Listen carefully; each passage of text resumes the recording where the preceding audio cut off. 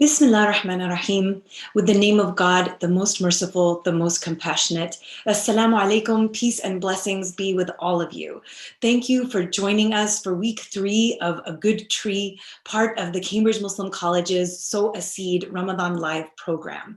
In week 1, Dr. Sabahat Adil explored the seeds of Muslim movement and travel. And last week, Dr. Sohaira Siddiqui guided us through how Muslim scholars cultivated the Sunnah with an enormous and diverse knowledge generation project. This week, we turn to the theme of nurturing and look at how Muslim communities developed ways of safeguarding, sharing, and growing knowledge through sophisticated mechanisms and institutions of education. Very early in Islamic history, we see a fascinating recognition that knowledge can be attained and shared through both reason and experience. That, coupled with an understanding that the purpose of a knowledge tradition is indeed the fulfillment and actualization of a person, we also encounter numerous ideas of what a well-nurtured person is and should be. As a result, throughout history, we find a panoply of ways that teaching, learning, and transmitting knowledge have taken place in Muslim societies, and an interplay of uniting principles and diverse educational practice. Here to help us better understand how Muslims have understood the relationship between nurturing and education is Dr. Mujadad Zaman. Dr. Zaman is a postdoctoral researcher at the Center for Islamic Theology at the University of Tübingen. His work in the philosophy of education examines how knowledge is conceived, shared, and transmitted for human growth and actualization. He publishes and teaches topics related to intellectual histories in global perspective, values education, craft and aesthetics, and Islamic education. In this latter field, he has published a co-edited volume entitled Philosophies of Islamic Education. In addition to his academic work, Mujadad has over 15 years of experience working in curriculum development, nonprofit urban and rural educational projects in the USA, the UK, and Pakistan, teacher training, and educational innovation, including a role as the former curriculum coordinator for the Cambridge Muslim College in its early seedling days. Mujadad, welcome, and thank you so much for talking with us today. Thank you ever so much, Dr. Nawaz, for having me on this wonderful series during the blessed month, and truly it's a blessing to be here, and thank you for the invitation and the opportunity to speak to you and your audience. Well, we're very thankful that you could take the time, because today we are looking in depth at the intersections of nurturing and education. So I wonder if we can start right at the foundations with what are some of the Islamic conceptions of the idea of nurturing, or more specifically, how does one nurture a person? Wonderful, thank you so much. That's a really important opening question into a large foyer, which is the question of nurturing and the question of being, and how does one realize one's humanity. In the Islamic tradition, there are many different ways in which this is conceived, and I think perhaps a way to go about it would be to make two prefatory notes. One is kind of a theological one related to personhood. What does it mean to be a human being, i.e. that base subject matter that allows us to then speak about nurturing. And then there is the status of creation. What is it that we're being nurtured into, and what is this thing that surrounds the human subject, the human being? So in terms of the first, the conception of the human being is one of a success story in the Islamic kind of imagination, in that Adam begins in the garden. He's already there in the eternal garden of bliss, and is given this divine election, خلق آدم على صورته, that he was made as a manifestation of the divine attributes. And because of that, he is also a minority within creation, and minority within a minority in terms of the animal kingdom. He stands a tiptoe above, and his descendants above the rest of creation. So really where we kind of begin with this is the exploration of the matter, is this incredible thing called life, and the venture in life and consciousness and becoming. How does one go about this incredible journey? the journey is made slightly difficult because of the nature of humanity. We have been given this divine election by God himself, who created us with his own hands, breathed the spirit into us, but then we also have this paradoxical relationship with our own being. We are individuals, but we are also part of a collective, insan. The root word from Nawaz, the encyclopedia says it comes from uns, meaning sociality. So we are individuals, but by nature we have this communitarian conception. We are also have this humanitarian aspect to us, and also this hamia, this animal nature. We're touched by eternity, but also we are destined to dust. It's what Alexander Pope says, that created half to rise, half to fall, the Lord of all things, but yet a prey to all. We kind of are existing in this interesting duality, and part of the purpose of nurturing is to reconcile those aspects of the inevitable aspects of what the human being is. And the second kind of prefactory note would be the idea of the status of creation. And in the Islamic conception, because creation is not fallen, it doesn't require redemption. And this is famously put by Imam Ghazali, who says, "Laysa fi imhan abdan mimma kan," which means that of all of the things in potentiality, nothing is greater than what is. And so the munificence of creation is a free and open gift from the divine. And the journey is trying to make sense of it and trying to understand as well, comport to the diversity with which we find ourselves in this great panoply of life. So why do we need nurturing is fairly clearly stated. We cannot rely purely on our initial states, this idea of the fitra, which is a pure and holy state. It's a primordial state, but it's not enough. And this is something interesting in Islamic intellectual history, at least, that there is a kind of a comity between the theologians and the philosophers about what this fitra is, in that it can tell us first order good, but not necessarily second order good, meaning that it can tell you that it can guide you towards the big pictures of what's right or wrong, but the specifics, you need something else. You need revelation, you need education. And so that's a very important aspect of what it means to inhabit your fitra, is to realize that it needs to be guided. It needs a way to wade through the tempestuous nature of life. And where are we getting to? Where is the point of this nurturing? Is partly what the Quran calls a qalbun salim, this idea of the heart which has found repose in the animating distractions of life, that there is an ecumenity that we strive forth and live our lives through.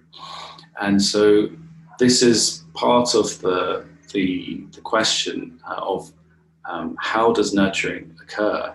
There is no one model, but there are certainly great signposts all written all over the map of Islamic civilization about how that kind of goes about. I think someone who really pinpoints those coordinates is someone, Imam Ghazali, who says that essentially the human being reaches nurturing of the self and becomes truly themselves through mushahada or musahaba, which is, mushahada is to witness and musahaba is to take fellowship. And for Imam Ghazali and other theologians and people of inner sight, the idea of just taking a book of spirituality, opening and reading it, doesn't lead you to irfan, the highest forms of knowledge of God. You have to be in some kind of social relation with people, and with the right kind of people. Essentially, this is what it's about. It's about tempering one's sociality in the world, the differentiation, in order to find what is uniquely you, what is your voice. And so because of that, there's a lot of ink has been spilled in relationship to what is the individual. And just as a kind of refractory point before we perhaps speak about other things, is that the child, I think, is a very important beginning point here, because it is the natural beginning. And again, Ghazali defines the child as an uncut jewel, but a jewel which requires shaping and requires a certain amount of pedagogic attention in order to fulfill this divine potential within them, to realize themselves by realizing an inner knowledge and an outer knowledge of God. And it is fascinating that we see a lot of interesting examples of what the child represents. An early mystic, Ibn Kufl, who was quoted by Imam al-Suyuti, is saying that to become amongst the Abdal, or the chosen elect of God, one should adorn themselves with the characteristics of children. And he says that of the 5 that are necessary, you have the first being, do not worry about your sustenance, just as children do not complain. Do not worry about food. Do not hold grudges. And be as children, he says, when they approach fear, tears stream from their eyes. And so this idea that the child is kind of allegorically, is an allegory for spiritual development as well.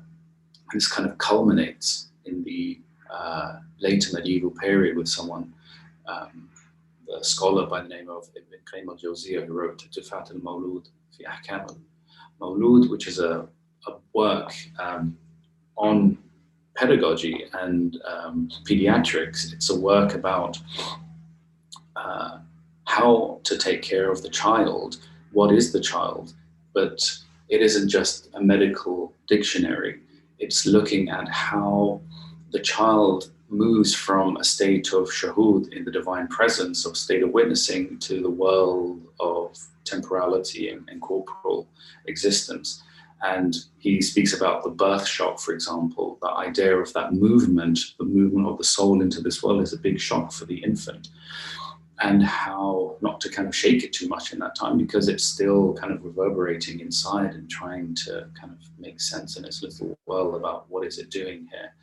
And how this kind of develops into a discussion about education is very important, because this is the question when we speak about nurturing. We are essentially speaking about the merging of the metaphysical or the cosmological with the temporal and the corporal, how the human being is able to mirror and marry those things. So I'm sure we'll speak about this further in the discussion, but this is perhaps some introductory thoughts about nurturing. Thank you, Mujadad, for this incredibly large cosmological view of what it is to nurture. I was especially interested in the idea of nurturing as reconciliation, nurturing as part of the qalb salim. Can you tell us or talk a little bit more about how this relates to education specifically, and highlight some of the ways in which Muslims have thought about teaching and learning specifically in their communities? Yes, thank you very much. That's a wonderful question, because it is a natural outpouring from the question of nurturing. And I think what's really interesting for us to perhaps move towards and begin to look at different sets of examples, because as we mentioned earlier, it's like a celestial firmament. It's too much to take in the Islamic tradition and its history. So what we can do is look at different kind of constellations of ideas and practices. And I think that's perhaps one way to look to gain an access to the entire spectrum and the purview of this really fascinating diversity. And I think in relation to this, we see the necessity of kind of creative pedagogy or pedagogic creativity in this process of education. There is not one model, just as there is not one way to consider and conceive the Sunnah of the Blessed Prophet ﷺ. That education mirrors the varying natures and stages of what it means to be a human being, and the nomenclature mirrors this as well, just as it does in the English. I mean, the education itself comes from two Latin roots, educare, which means to take something, to lead out of something, and educar, which means to bring in. And this idea of the zahir, the outward and the batin of education is incredibly important, because that is what it's doing. If it's too much outward without a reference to the inner, and if it's an inner without a regard for that which is out, then there is a kind of a dissemblance of the individual, especially nurturing young souls. And so in the Islamic tradition, there are a number of nomenclatural references to what education is. Tarbiyah is often an important one found in pedagogic manuals in the medieval period, as well as informal, high refined madrasa cultures, as well as in spiritual manuals. The tarbiyah comes from the root word araba, which means to grow and to nurture something. And then you have tahlim, which from allama, which is to know something, which is a more formal designation, even used to this day a lot across the Muslim world. And then there's tahdib, which is from aduba, which means the refinement, which means the urbanity or refinement of an individual.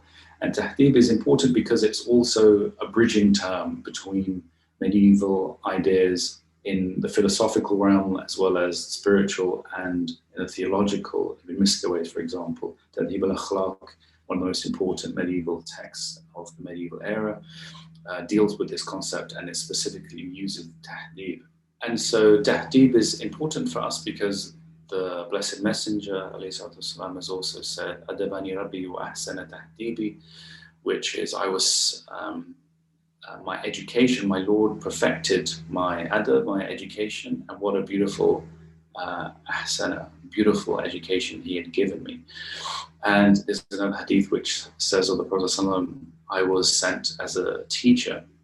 So this idea of education kind of be existential almost. It's about what it means to be a human being. It's a very important part of the kind of broader mise en scène, the idea of the kind of the background and the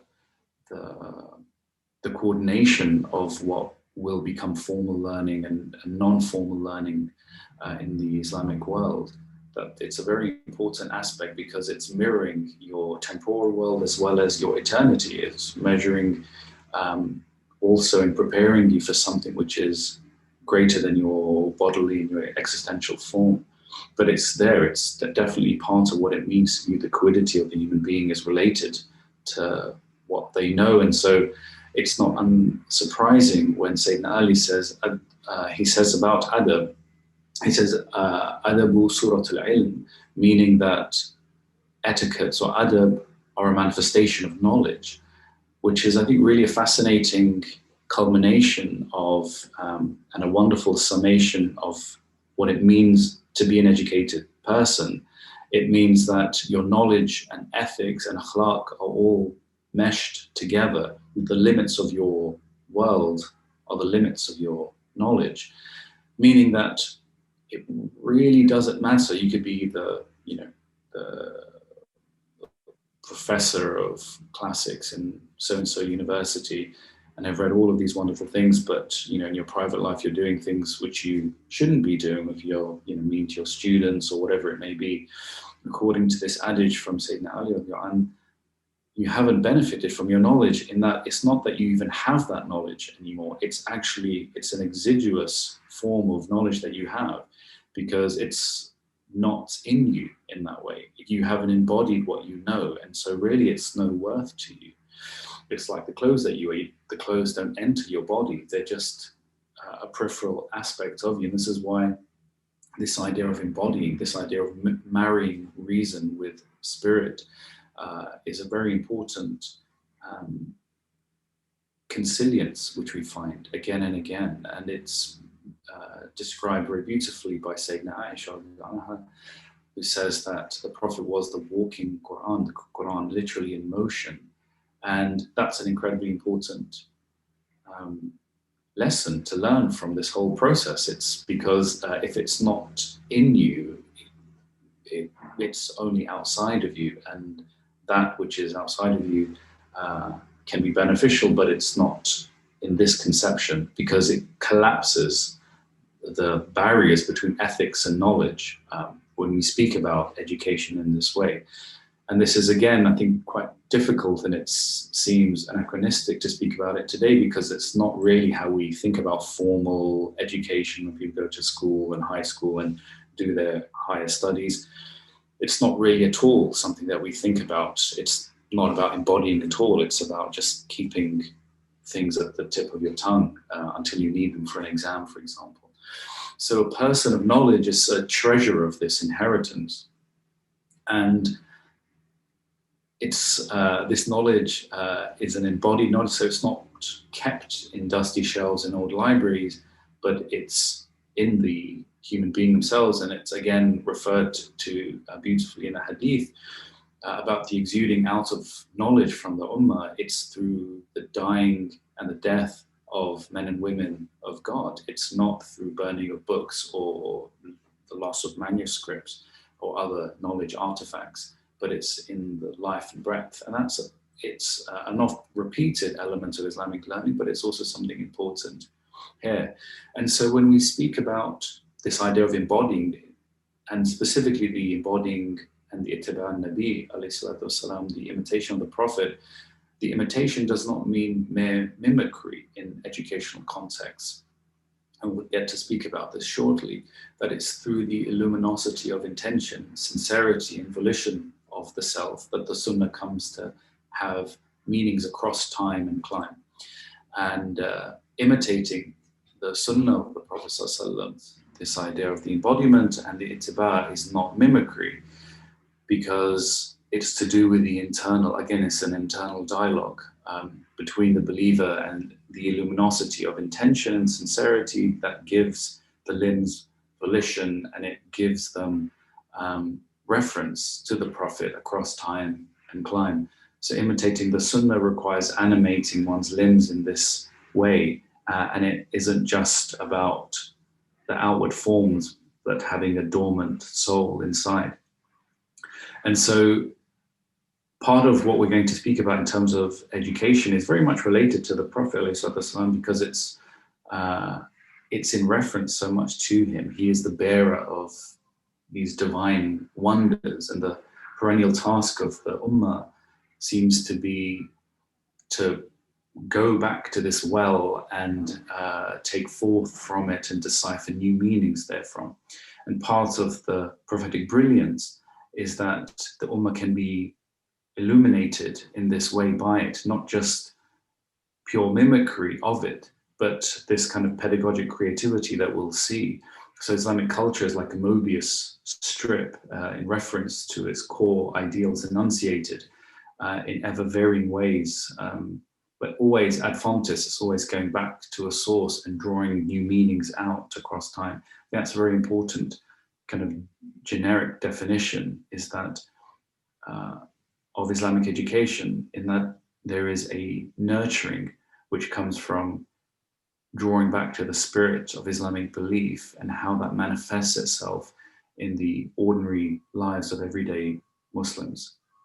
And because of that, educational is alchemical. It's a kind of very mysterious part of human existence. Like I mentioned, there is no one way of doing it, but it's this incredible, mysterious thing that perhaps we can speak more about. Well, let's dive right into some of that diversity. Can you perhaps, Mujadad, paint a picture for us of how these ideas have manifested in practical terms, in which ideas of learning become educational practice, and the layers of diversity and unity found in this practice? Yes, thank you very much. That's wonderful. That's a great way to frame the kind of empirical examples through unity and diversity. In fact, Professor William Graham, the Harvard professor, says it really interestingly as well, that idea that Islamic civilization, perhaps even more than Buddhist and Christian civilizations, has manifested a kind of simultaneous continuity. And this continuity can be felt and perceived across a great a geographical array and across time. I think that's a very important aspect of when we're thinking about formal conceptions of learning. And I think another aspect would be the kind of the institutional framing, and how we perhaps here in the West conceive of education, and perhaps a useful dichotomy, limited but useful as a kind of a framing tool, would be by someone, George Makdisi, who has a really interesting discussion about medieval Islamic education being decentralized, kind of an open, and the Latin West being centralized and quite uniform because it was entangled with papacy and papacy bull, and the curriculums all manifested through church decree. And so when we speak about kind of pedagogy, as it were, and when we begin to think about what it is, as a general statement, I think it's important to kind of think about it as authenticity. Pedagogy, from the Greek root, essentially means to take someone by the hand, but to take somebody by the hand is not an easy task. How does one do it? The force that one pulls, the touch is a sensitive thing. And so pedagogy is about finding the balance between these sensibilities and these subtleties in order that one can transmit something to the generation to come. And so for this reason, pedagogy is about authenticity, because no civilization will willingly give falsities to a coming generation. I guess that's like something to consider. That's not always the case, of course, but the idea that a culture holds certain things to be true, and how it then gives those truths to other generations is incredibly important. It tells us something about what is important to that culture, that civilization. And in this sense, Islam isn't unique, because pedagogic forms, there are patterns of pedagogy emergent in all parts of the world. And the Prophet ﷺ isn't the first person to teach sitting on a floor in a circle as such, but you see these elements everywhere. So the idea of discipleship, for example, is a very prevalent one in Hindu Guru Siyasa, which is the idea of just mirroring the initiate with a master, or commentaries on the wisdom traditions. You see this very much so in the Second Temple era with someone like Ben Sira, or the importance of morality and education. Jules C., who is a Neo-Confucian medieval philosopher who speaks in terms very similar to ones found in the handbooks and manuals on Islamic learning. And then you also have this idea of mirroring story, mythology, or narrative with your place in the world. And you see this in Muslim encyclopedias, but you also see in other cultures as well. So for example, in Native American culture, the idea of the Anata Nisul, the mother corn, a goddess who helps the Akare tribe up from the Gulf of Mexico up to the northern parts of Missouri River. Those examples are there to inform us something important about human society, human civilization, is that how these primordial ways of teaching and these kind of consistently, historically occurring systems of learning and patterns of pedagogy occur. But what's important is how each civilization, each culture places meaning into it. And so the elements of pedagogy, for example, in Islamic cultures, what we're going to be looking at now, is also in reference to this idea.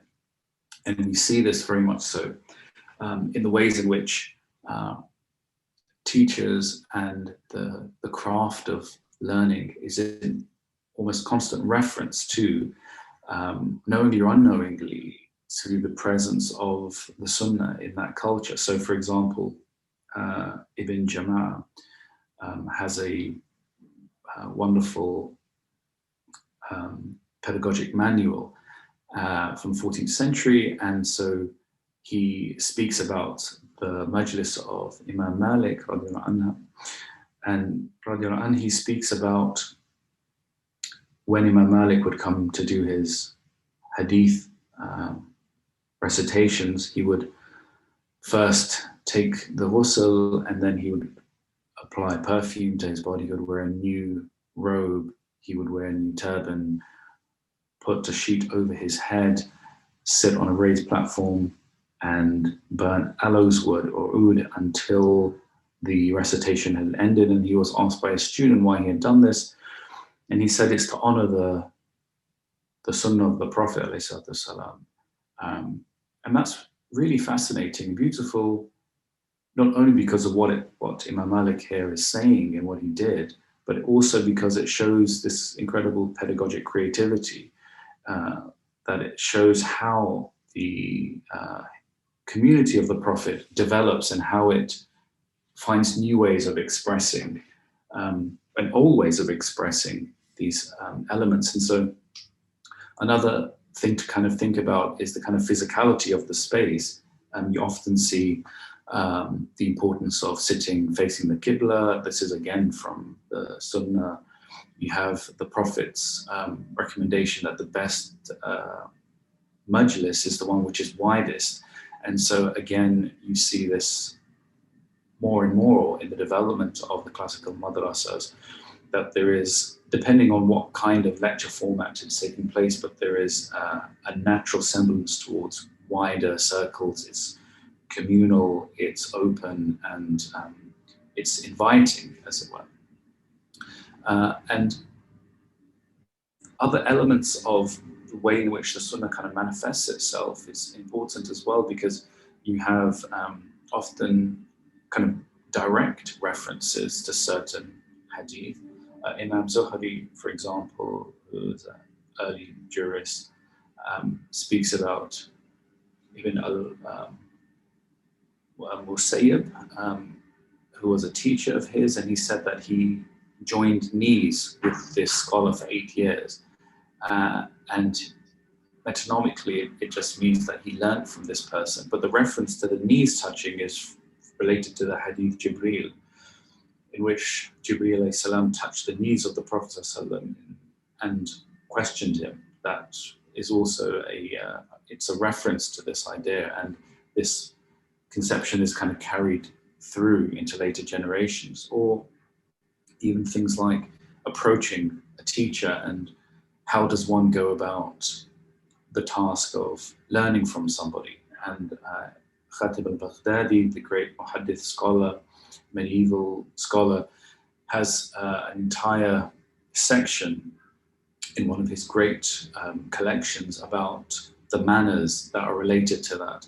So he says there is one short bab about knocking on the door, but not knocking with your bare knuckles and banging on your professor's door, but using the fingernail to do it, because it has a greater humility, and it's referenced to this idea in which when Allah subhanahu wa ta'ala says, do not raise your voice over the voice of the messenger, there is a idea that you shouldn't, you should approach them.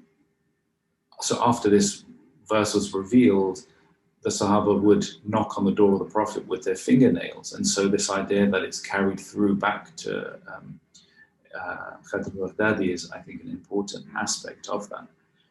So perhaps those are the kind of things that we see, and there are many, many more of them. We only have time to kind of touch on a very limited number. And we have other, perhaps, elements in the kind of the curriculum that reference this idea of how do you nurture an individual. An individual's not just intellectual manifestations and intellectual crafting, but also how does that reference the inside life of the student as well. And one place where we see this quite often is in the Adab al-Ba'th wa Ilm al-Munadara, the idea of and the study of debate and dialectics. So debate and dialectics is a place, is a kind of a forum where so much of the kind of internal ego can find itself, and it's important to kind of cool the furnace of the lower self, especially when it comes to debate. And so Al-Baji, who is an 11th century scholar, in his Minhaj, he writes about the idea of the dialectic being isbat al-haq. It's a path towards getting to the truth. And that is only open to the young dialectician when their intentions are pure and they wish only for the truth to be manifest. If they're out for ego, if they're out for the lower self, if they're out to do anything other than find truth and to pay homage to the truth, even if it's on the tongue of somebody else, then you won't, he says, you won't be blessed in your jadal, you won't be blessed in your practice of argumentation, because you're just manifesting a lower sense of yourself. And this is also important in regards to the idea of memory as well.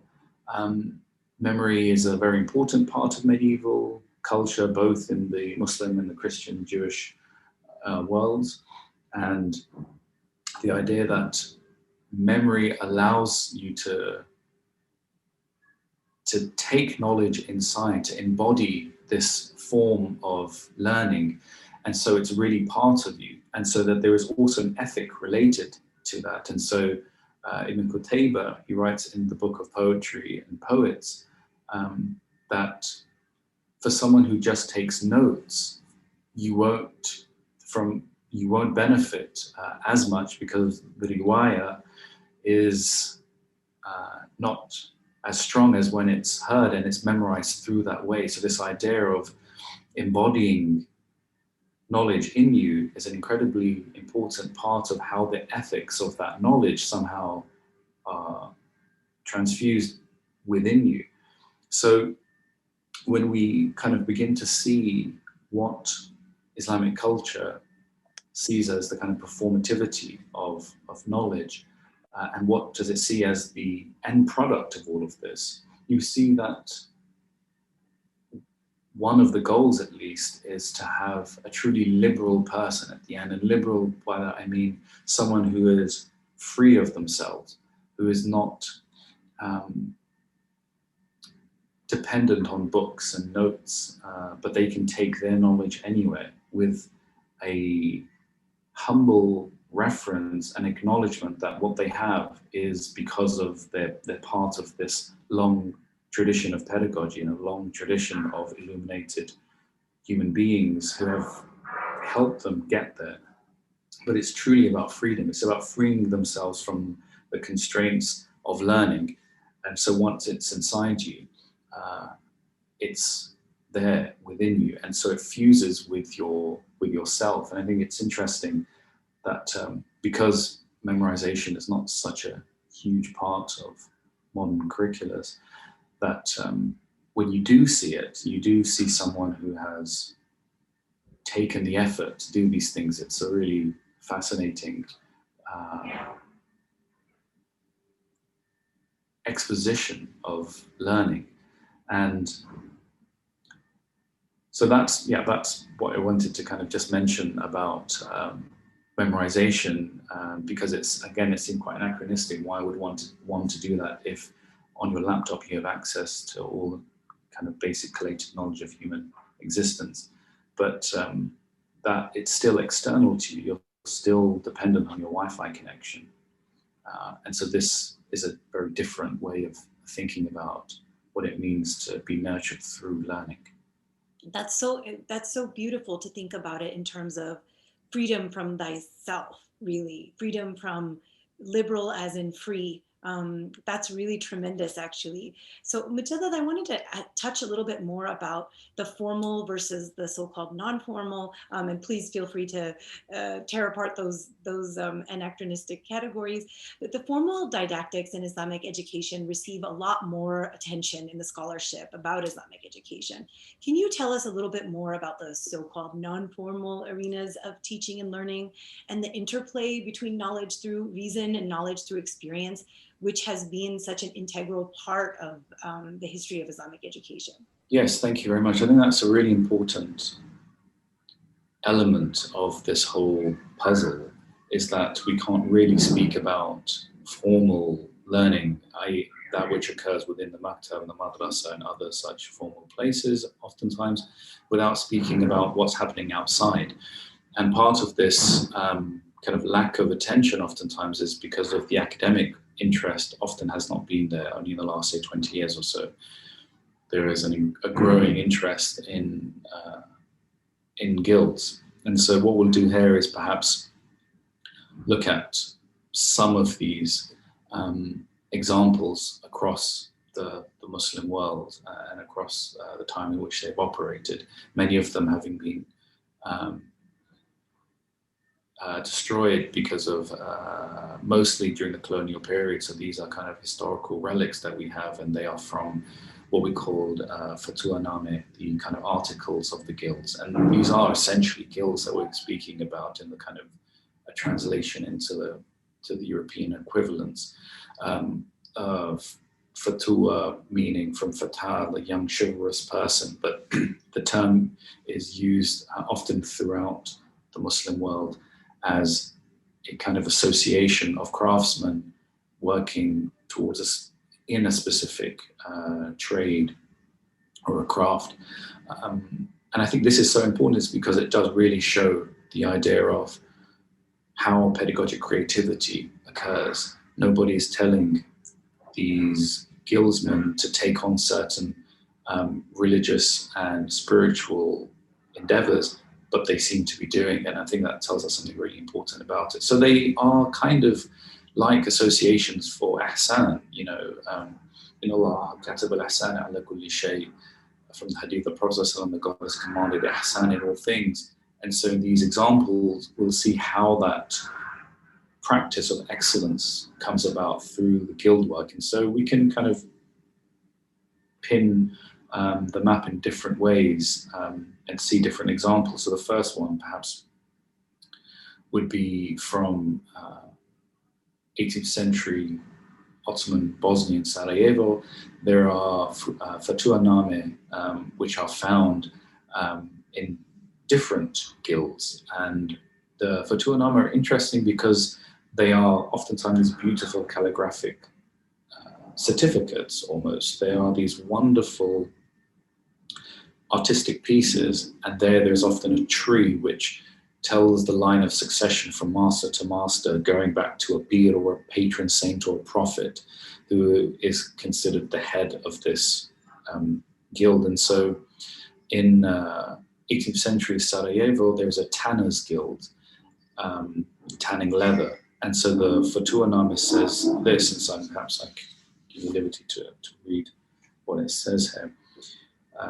So it says, the great Quran and the other famous books of the four schools of Islamic law state that every hide, the hide of an animal, is purified when it is tanned, except for human skin because of its noble qualities, and the pig's because of its uncleanliness. And it should be known that as a tanner, in a visible manner, tans and cleans a dirty hide, his soul, too, becomes clean from animal qualities and the darkness of ignorance. He becomes enlightened and does not depart for a single hour from the manifestation of beauty. Thus, just as soul leather is golden yellow and not empty of sustenance, and numerous kinds of benefactions, so are the hearts of the tanners who tan it, not to be devoid for an instant of divine gifts. I think it's a really interesting part of that tradition is how it is relating the internal to the external. And again, we have something from a farmer's guild. And in this, the patron saint is Adam alayhi salam. They take their lineage back to Adam, who apparently is part of this tradition of cultivation of the soil.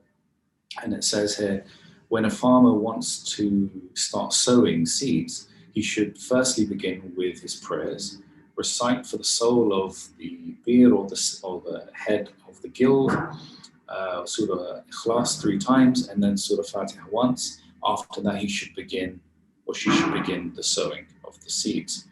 And it's interesting amendment as well, a little bit further down the Fatwa Nama, there was something about the treatment of oxen amongst the farmers, and it says here, and this was added, but it is appropriate and necessary that farmers should place on one side of the oxen their food and sustenance, and on the other their water.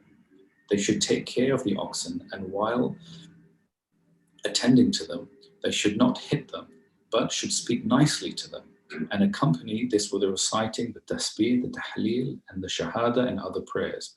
They should not graze their oxen on somebody else's or their neighbor's land, nor should they utter idle, bad, or ugly words, nor should the oxen, or swear at the oxen, and should not be deficient in providing them with oats, fodder, and water. And I think that's a really important example, because it's mirroring what we've been speaking about here. There's no need necessarily to do that. It just takes longer to have the oxen plow the land, but there is this kind of need for ihsan, the idea that you are imbibing everything that you do with that. And we see that again with calligraphy, for example, that the master calligraphers speak about something called shan of a work, the kind of the presence that a work has. And not all works have this shan. And some of the masters attributed this because it's related to the kind of internal state of the calligrapher who did the piece, who wrote whatever it is that they're writing, whether it's a short calligraphic piece or whether it's a copy of something like Quran, that it has this kind of inner beauty, and then it's perceptible to other masters. And Sheikh Hamidullah, the great Ottoman scholar, much of his work is considered part of that tradition, because he was also a mystic, he was also a man of knowledge, and that kind of is transmuted into the work, and it's there for people to see. It's a very, I think, fascinating way to think about aesthetics and how the kind of moral quality is transposed into the physical work of a master. Again, we see this in archery as well. In Mamluk Cairo, in the main barracks of the Mamluks in Cairo, an important text by Al-Yunani, he mentions that when the young apprentice archer enters the training yard, he should enter it with great reverence, as if he was entering a mosque, he says. He should pray 2 rakats, and then he should prepare his bows and his arrows, lifting up his shirt to tuck it into his trousers, and preparing himself just as he would prepare to go into prayer or to meet his spiritual master. With the same reverence is required for your archery master. And this is, again, parts of this tradition of excellence, of ihsan. Again, there is no technical reason. Does it make you a better archer to do this? In this cosmology of thinking about aesthetics and knowledge and ilm and akhlaq, of course it is. It's incredibly, and it's paramount. One cannot conceive of these things without it. But for the modern reader, that perhaps doesn't sit well with the air, because oftentimes we're quite instrumentalist in the way that we think about these things. But that's why these examples, I think, help to show us a different way of thinking about nurturing. In gentlemanliness, for example, the Mirzaship, we see this idea of the Mirza Name occurring in Mughal India. And to be a Mirza, or to be a man of urbanity, refinement, and not just to be amongst the princely classes, but to hold a position of authority. The Mirza Name is a very important short manual, and the first thing that the text mentions of the 10 points of Mirzaship is the perfection of every individual is shown by their knowledge of God. And so that idea of to be a kind of a perfected outward self, one has to have this recognition of God at all times. I think that's a very important, again, example. Perhaps one more we could do, and this is really interesting. We find this in the Furusiya or hippology, the study and the treatment of horses. And we have a really interesting text, again, by a Mamluki master horseman, Badruddin Bakhtut from the 14th century. And he says that to be a faris, to be a horseman, you need to know the ailments of the horse. Is that to take care of, to be able to take care of a sick horse, without which you have not become a perfected horseman. And this is really important because, you know, he's also against breaking in horses, as often is the case with the whip. He completely says this is an opprobrious act. One cannot do this. And the kind of treatment of the animal is incredibly important. We see this again and again in medieval fez, in tanning futuwas or tanning guilds, that the young apprentice must learn certain chapters of the Quran before they become someone who can practice the trade themselves. They have to learn how to read the Quran or memorize the Quran, certain aspects of it, especially oftentimes things related to trade, to know how to pray, to learn how to pray if they don't know how to pray. And in these examples, you also find that the young apprentice has to wake up before everybody else, because the guilds, oftentimes these craftsmen would live together, and the youngest of the for the tarbiyah of the youngest apprentice, they would have to wake up earliest to warm the water up for the wudu and to help prepare fodder for the animals if animals were around the guild. And so it's this idea, this idea of adab as ethics, akhlaq as ilm, this kind of merging of reason and emotion, as it were.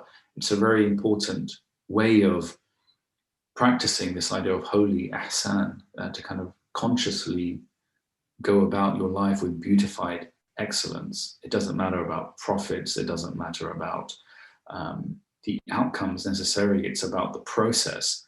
And I think kind of the hard work of the craftsman belie this important aspect of the inner life of non-formal education. That's the kind of polishing of the soul, to work hard on cooling the internal furnace of the nafs. And as Rumi says poetically, that if you wish to be polished, do not be afraid to be bruised, because in that bruising, you'll become polished. Through that tarbiyah, through the constraints of that, something great can happen. Mujadad, that's such a full tour of the idea of how wholeness is woven in through all of this, that wholeness of an external behavior and an inner life, and your training as cognizant of both of those things. We only have a little bit of time left, but I wanted to really touch on, well, a theme that has kept coming up throughout our conversation is the critical role of institutions in all of this. And this seems to be one of the key questions facing our communities today also, in terms of how we continue growing the good tree of the Islamic tradition with institutions of Islamic teaching and learning that are authentic to our time and place. So as we conclude now, can you reflect a bit about institutions of Islamic education today and what nurturing means and could mean in our time and place? Yes, thank you. Again, it's a wonderful question and extremely difficult. I'm not going to presume to give a master plan or anything else of such a nature, but perhaps, again, thinking about what we've spoken in this discussion and to see where relevant points become apparent for the contemporary 21st century context. And I think, again, a prefatory note in that discussion would be not to imitate what are seemingly successful models today. So, for example, the modern university, which has become probably the most successful institution to come out of the medieval world, becoming this kind of juggernaut of an institution, but also incredibly critiqued at the same time. David Baker, the professor of sociology, wrote a really interesting work called The School Society, in which he calls the university a primary institution today, that it not only imbibes the values of society in which it operates, but also it has become so incredibly important that it sends its values back to society. And that's both positive and negative. One of the perhaps questionable consequences of that is that people increasingly value their human worth by their educational credentials. Educational credentials in a very specific, very limited way.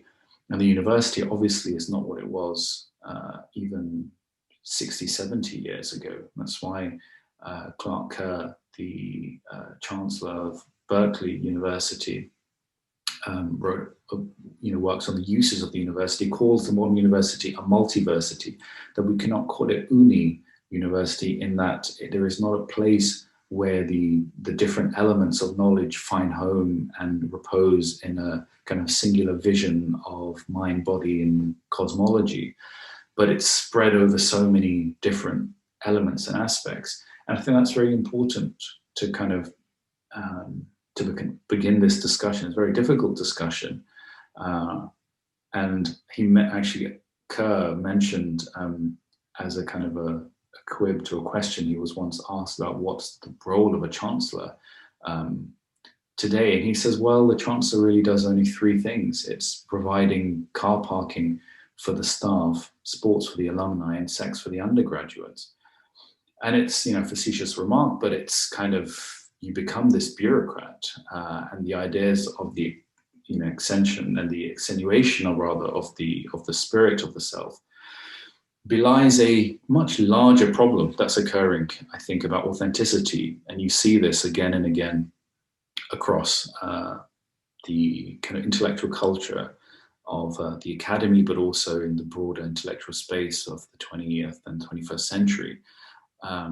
The problem of that authenticity, Eigentlichkeit, is what Martin Heidegger calls it.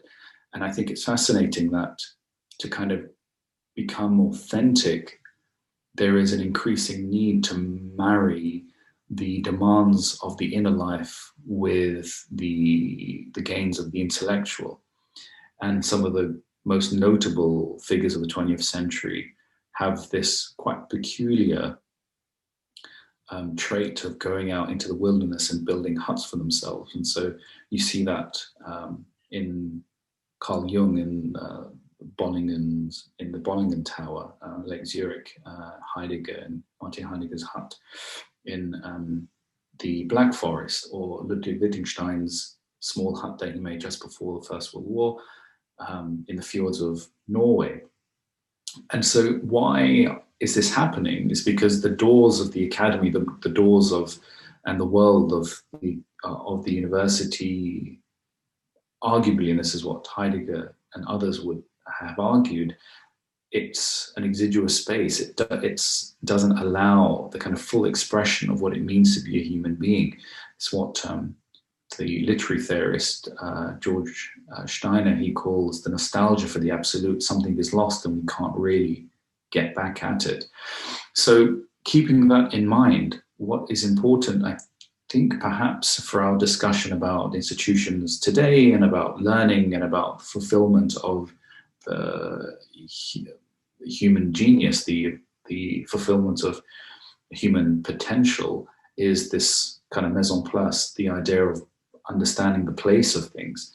And again, going back, and what we can learn from the Islamic tradition is this idea of the kind of simultaneous connectivity and continuity of that tradition. It's like the celestial firmament, the Islamic tradition, and wherever your eyes rest upon, you will see constellations which point you towards other elements of that in order to get a consilience of wonderful, different and differentia of forms.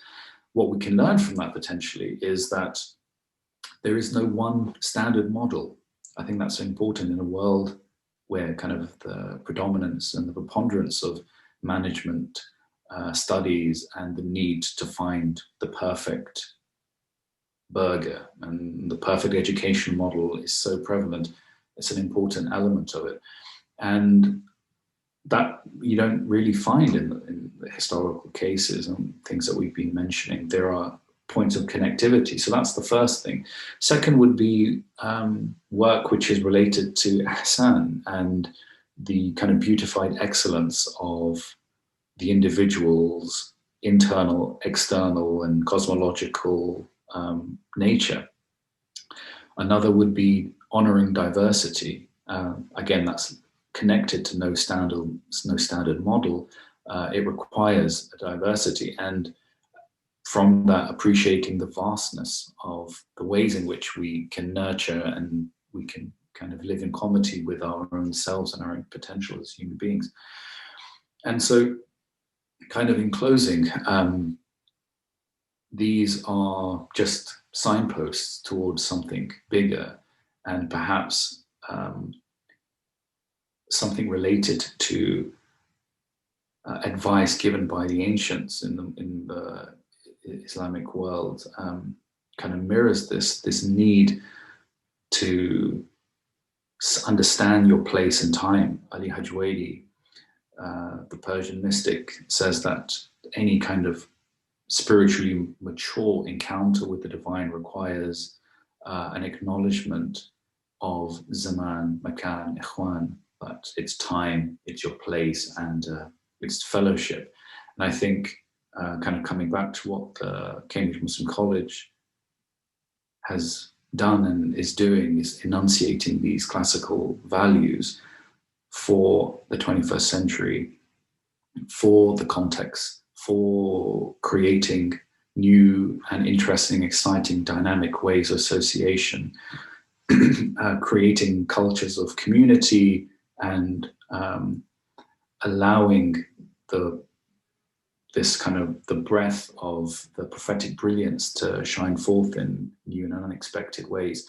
It's the challenge, because there's no roadmap for such things, but there is a wonderful precedent for it in the CMC and the work that it's kind of ventured forth into this kind of great unknown. And our prayers and supports are with it, because it's an incredibly important institution. Mujadad, I want to thank you so much for your deeply reflective and insightful comments here today. I think you've given us a very unique tour of Islamic education precisely because of this cosmological view which you've put in everything. You have walked us through the ideas of nurturing as something which tends to the fundamentals of a person, to both the inner and outer dimensions of faith and practice. I am also really especially grateful to you for giving us this wonderful survey of the principles of Islamic education. I know that's a really difficult and tall order, and how the history of pedagogy tells us so much about how a culture transmits its values. Or in other words, what a culture teaches is what it believes about itself. And finally, you have drawn such a critical connection between how institutions of nurturing and education have been and can be a direct reflection of the genius and generosity of the Sunnah, the prophetic precedent, in allowing so many possibilities for a person to be their most full and whole self. Mujadad, thank you so much. Thank you ever so much. It was a real pleasure and a real honor to be part of this series. Thank you. Well, next week, we will be joined by Dean of Cambridge Muslim College, Sheikh Abdul Hakim Murad, to discuss the theme of harvesting from the perspective of environmental theology and how Muslims have understood their place in the natural world. In the interim, please do consider sowing a seed with the Cambridge Muslim College and making a donation to the college to help it carry on its tremendously valuable work. Until next week, thank you all for tuning in. Assalamu alaikum.